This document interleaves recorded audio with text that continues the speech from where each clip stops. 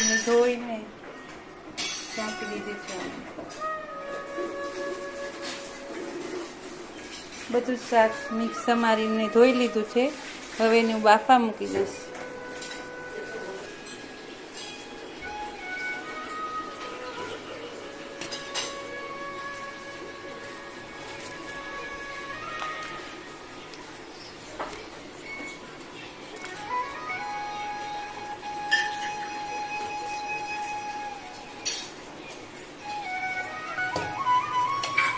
તો બધું શાક મેં કુકરમાં લઈ લીધું છે. હવે થોડું પાણી એડ કરીશ.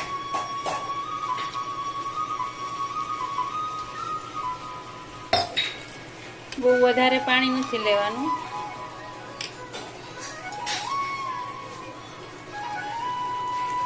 બે ગ્લાસ પાણી લીધું છે. હવે એને બાફવા મૂકી દઈશ.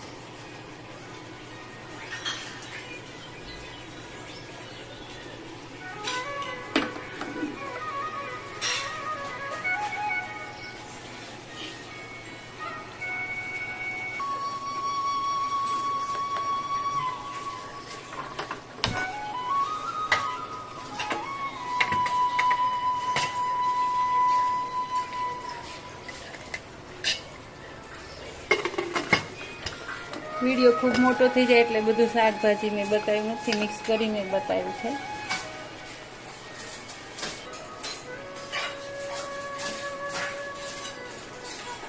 આ ડુંગળી, ટામેટાં, લસણ, આદુ ને મરચાં સુધારીને રેડી કરી દીધા છે. હવે હું ગ્રેવી કરી લઈશ. મિક્સર જારમાં લઈ લઉં છું ગ્રેવી કરવા માટે.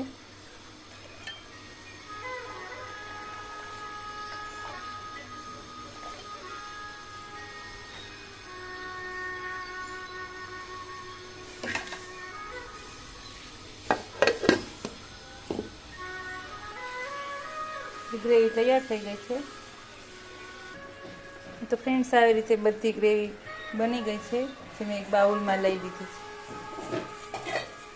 કુકર બફાઈને રેડી થઈ ગયું છે.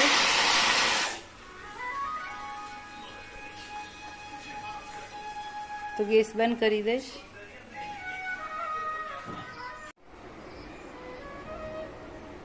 તો ફ્રેન્ડ્સ, જો હવે આપણું શાકભાજી બધું બફાઈને રેડી થઈ ગયું છે.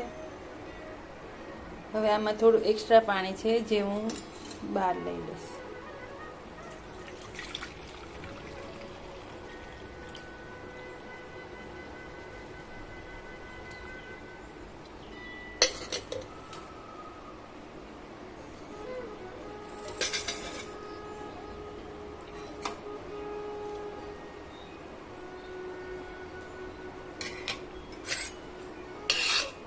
હવે બધા શાકભાજીને હું ટોસ્ટરથી ક્રશ કરી લઈશ.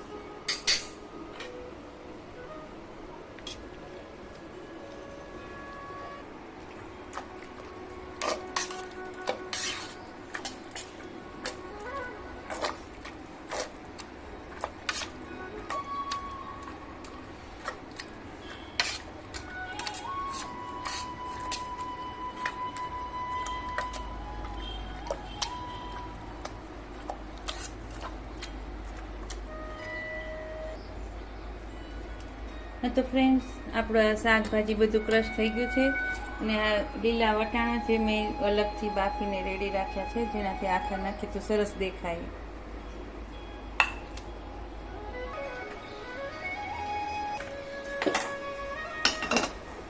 હવે કઢાઈ લીધી છે. તેલ મૂકીશ. 1 વાટકા જેટલું તેલ છે.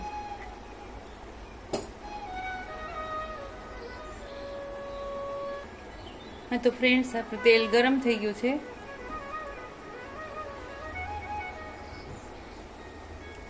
આ લીલા ધાણાની દાંડી છે, જે મેં નાના ટુકડા કરીને રાખેલી. આનાથી ટેસ્ટ સરસ આવે છે.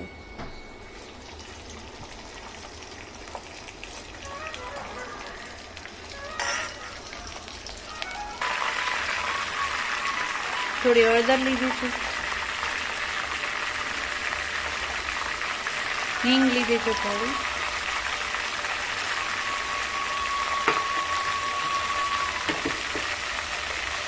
આપણે ગ્રેવી એડ કરશું.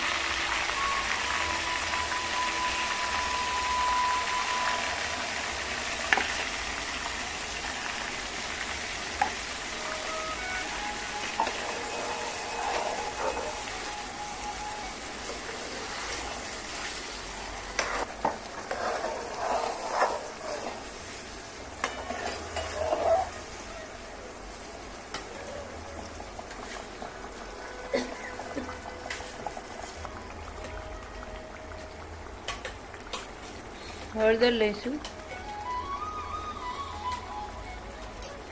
1-1.5 ચમચી જેટલી હળદર લીધી છે. મરચું,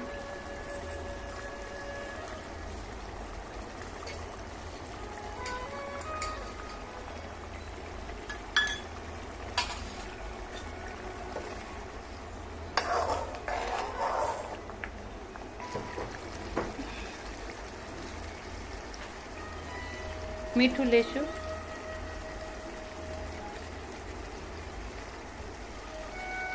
મેં 1-1.5 ચમચી મીઠું લીધું છે. તમે ઓપ્શનલ તમારે સ્વાદ પ્રમાણે લઈ શકો.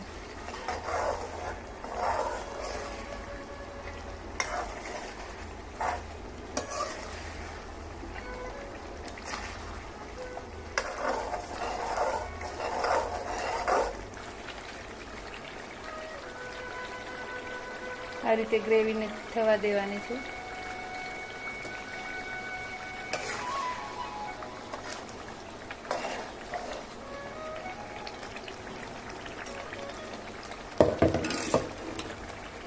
હવે આપણી જે ક્રશ કરેલી શાકભાજી છે તે એડ કરીશું.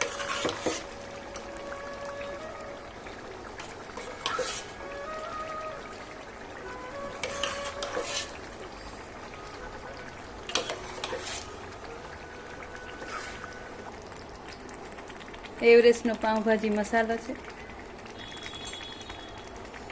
અને ફ્રેન્ડ્સ, આ ઘરનો બનાવેલો મસાલો છે, જેનો વિડીયો હું આગળ રાખીશ.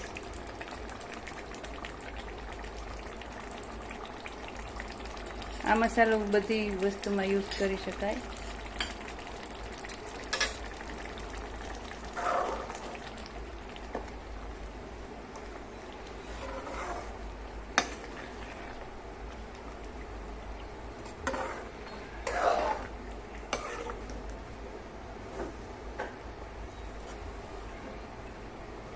હવે વટાણા છે જે એડ કરી દઈશ.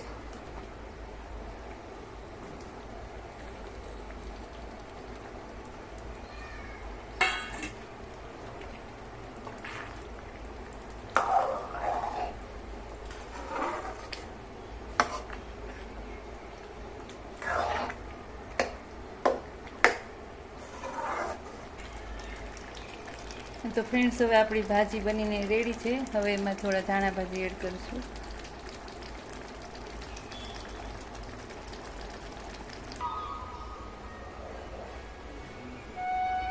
તો ફ્રેન્ડ્સ, હવે આપણી ભાજી બનીને રેડી છે. હવે હું તમને પાઉં શેકવા માટેની એક સરળ ટિપ્સ બતાવું છું, જે એકદમ ઝડપથી અને બહુ સરખી રીતે અને વ્યવસ્થિત બહુ સારા પાઉં થાય છે, જે તમે જોજો. હવે મેં અહીંયા પાણી ગરમ થવા માટે મૂકી દીધું છે ઢોકળિયામાં.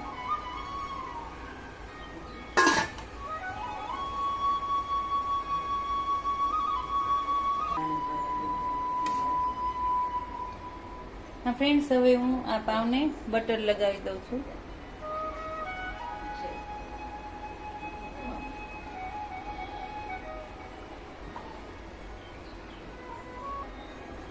હા તો ફ્રેન્ડ્સ, મેં બધા પાવને બટર લગાવી દીધું છે. હવે આપણે ઢોકળિયામાં પાણી ગરમ થઈ ગયું છે.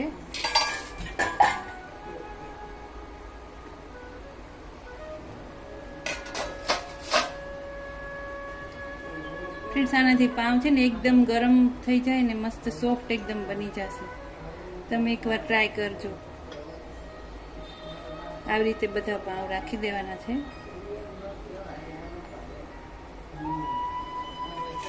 અને ખાલી 3 જ મિનિટ માટે રહેવા દેવાના છે.